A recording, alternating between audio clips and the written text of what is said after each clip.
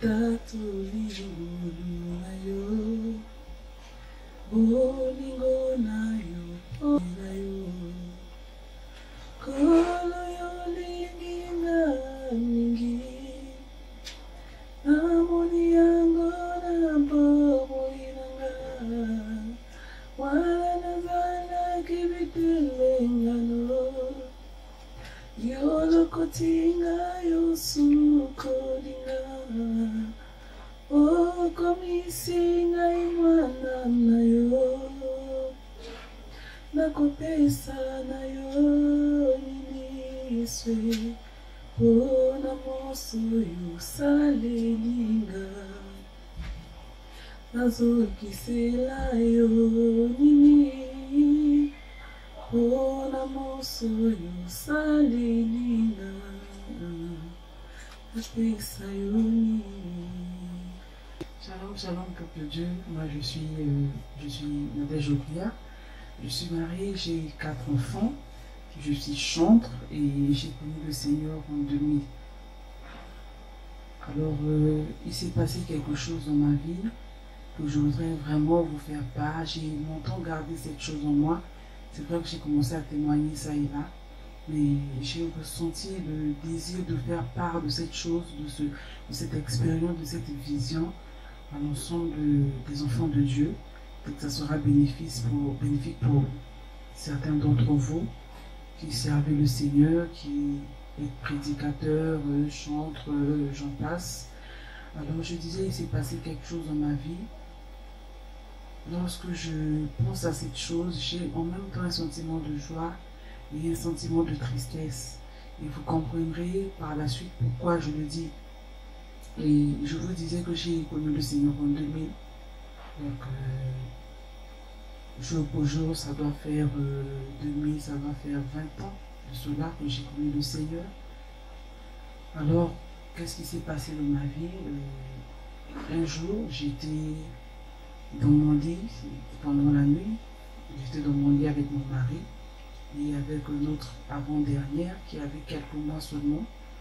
Donc, en tout cas, j'ai vu en vision, j'ai vu pendant que nous dormions, j'ai vu en vision mon âme s'en aller, mon âme sortir de mon corps et s'en aller. Et lorsque mon âme est sortie de mon corps, je voyais, je ne sais pas comment vous expliquer, je voyais mon corps rester sur mon lit et mon âme s'en aller. Et lorsque mon âme s'en allait, j'ai commencé à crier au Seigneur, j'ai commencé à demander au Seigneur en disant, Seigneur, prends mon âme, Seigneur, prends mon âme. Et lorsque je dis, Seigneur, prends mon âme, Seigneur, prends mon âme, j'ai senti le Seigneur refuser de prendre mon âme. C'est comme si mon âme était sale, j'ai senti le Seigneur refuser de prendre mon âme. Alors, lorsque j'ai vu que le Seigneur refusait de prendre, j'ai commencé à lui demander pardon. J'ai commencé à pleurer, j'ai commencé à dire, Seigneur, pardonne-moi pour mon péché, je ne sais pas comment, mais en tout cas, j'ai commencé à demander pardon au Seigneur. Lorsque j'ai fini de demander pardon au Seigneur, alors j'ai senti le Seigneur accepter mon âme. J'ai senti le Seigneur accepter mon âme. Après, j'étais dans la joie d'être dans mon âme, être dans les mains du Seigneur. Vraiment, j'étais dans la joie. Et lorsque le Seigneur me demande de repartir dans mon corps, j'ai refusé parce que j'étais tellement dans la joie d'être près du Seigneur. Lorsqu'il me demande de repartir, je voyais bien mon corps sur mon lit. Il me dit, repars. J'ai dit, je ne repars. En tout cas, je ne voulais pas repartir parce que je me sentais bien dans les mains du Seigneur. Mais en tout cas, la volonté du Seigneur a été que je reparte dans mon corps. Voilà ce qui fut fait. Et lorsque je me suis réveillée en panique. J'étais paniquée, j'ai réveillé mon mari, je lui ai expliqué ce qui se passait. En tout cas, ça m'a... C'est comme je vous disais, j'étais dans la joie de vivre cette expérience-là, de voir ces choses. En même temps, j'étais triste parce que le Seigneur avait refusé mon âme. Mais après, je me suis demandé pas mal, je me suis posé pas mal de questions en me disant, mais pourquoi le Seigneur avait refusé mon âme alors que j'étais servante de Dieu dans une église, j'étais chantre. Pour moi, je me disais que j'avais une bonne vie de prière. J'étais modératrice, je conduisais des cultes. Mais ce jour-là, que le Seigneur refuse mon âme, ça m'avait attristé. j'ai cherché à comprendre ce qui avait fait que le Seigneur puisse refuser mon âme. Alors, en tout cas, les jours qui ont suivi cette vision-là, j'étais la plus sainte, je faisais attention à moi, mais tout en sachant, tout en voulant connaître ce qui avait réellement fait que le Seigneur refuse de prendre mon âme. Ça, je pense que je vous le dirai bien plus tard, parce que c'est un long témoignage. Je l'ai su bien plus tard, ce qui faisait en sorte que le Seigneur puisse refuser mon âme.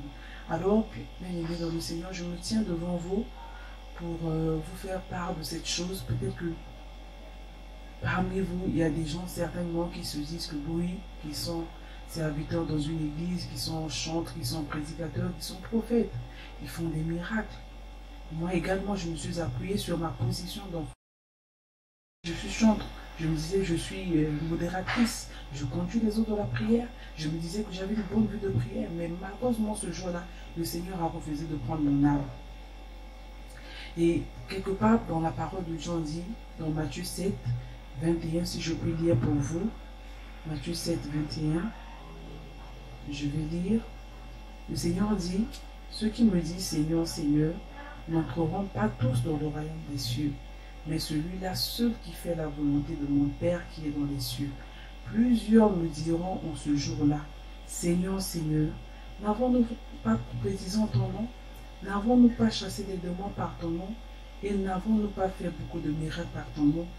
Alors, je leur dirai ouvertement, c'est ce que déclare le Seigneur, je ne vous ai jamais connu, retirez-vous de moi, vous qui commettez l'iniquité.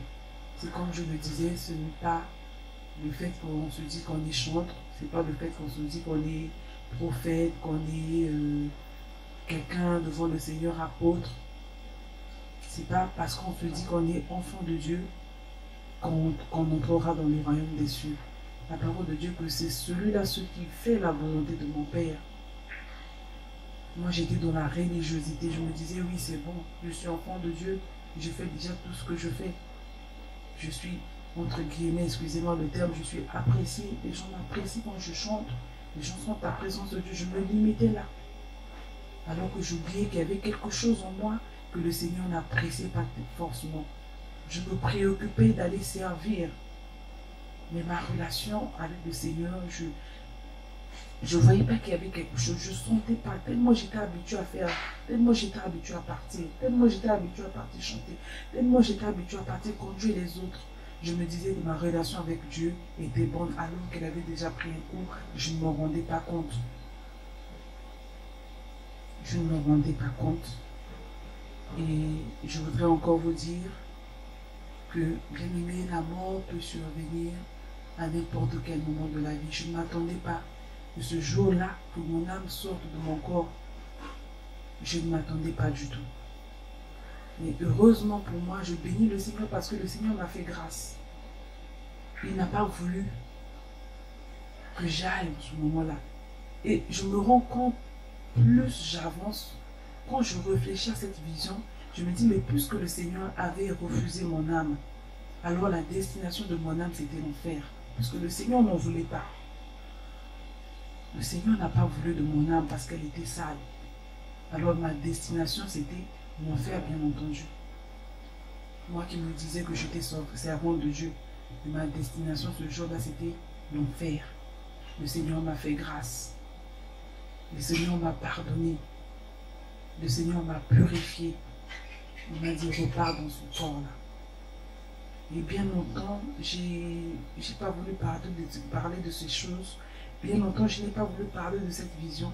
Mais le Seigneur, de plus en plus, met dans mon cœur de partager cette vision à l'ensemble du peuple de Dieu pour nous avertir.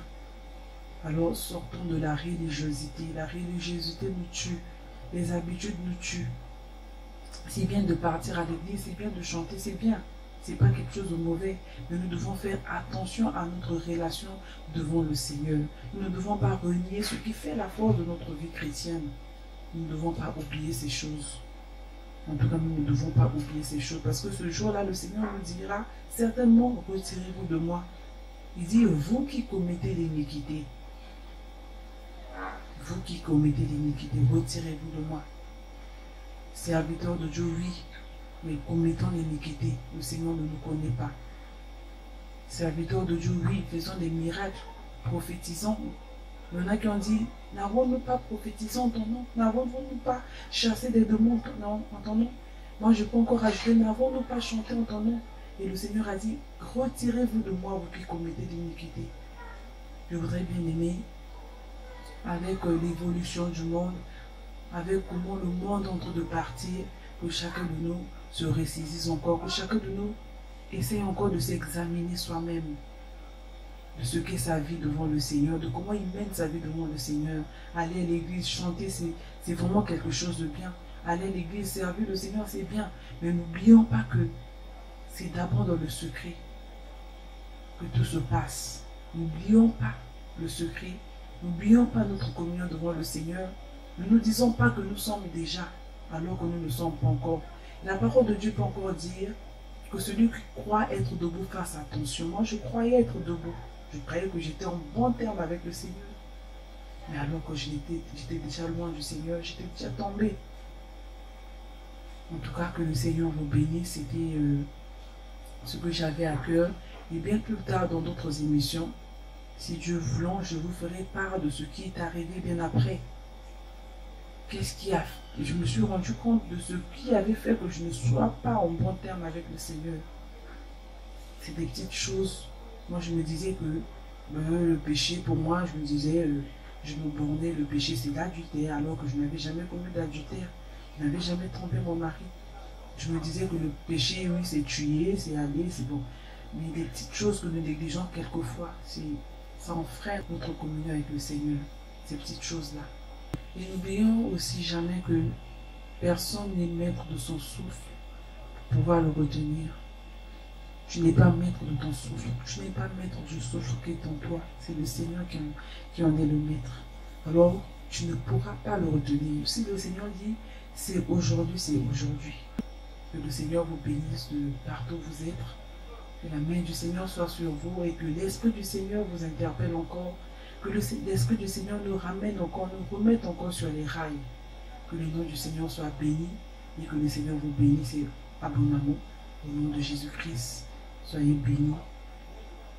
Bye bye.